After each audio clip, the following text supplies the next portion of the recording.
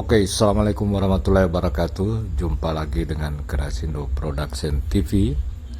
Kembali kami menyampaikan jalannya atau hasil-hasil pertandingan Liga 3 Asprop Gorontalo, di mana untuk pertandingan lanjutan ini dimainkan di Stadion 23 Januari Telaga.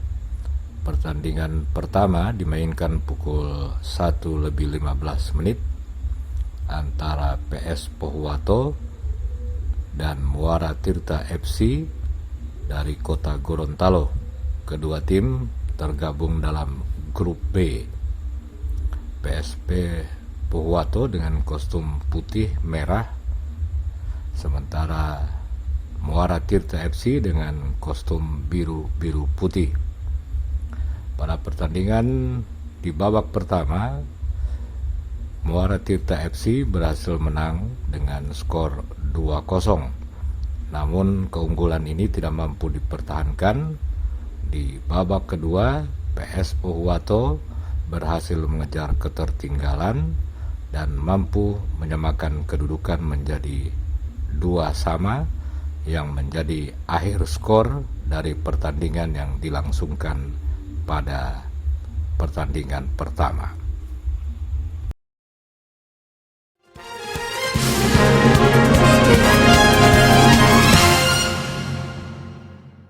Sementara itu di pertandingan kedua yang dimainkan pukul 15.15 mempertemukan Persital Talumolo dari kota Gorontalo yang masuk lapangan mengenakan kostum biru kaos kaki putih, sementara Persidago Kabupaten Gorontalo mengenakan kostum warna hijau, celana hitam, kaos kaki hitam.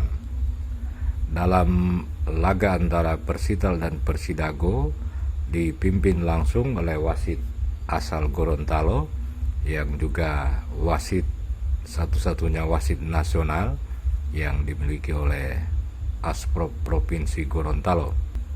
Salah satu wasit yang dalam waktu dekat ini akan bertugas di Liga 2 kompetisi sepak bola Indonesia. Kick off bola dipegang oleh Persital Talumolo.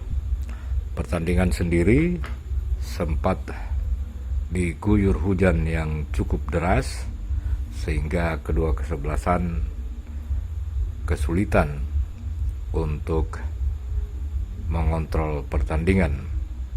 Dalam pertandingan kedua ini, Persidago berhasil pesta gol dan menang besar dengan skor 10-0.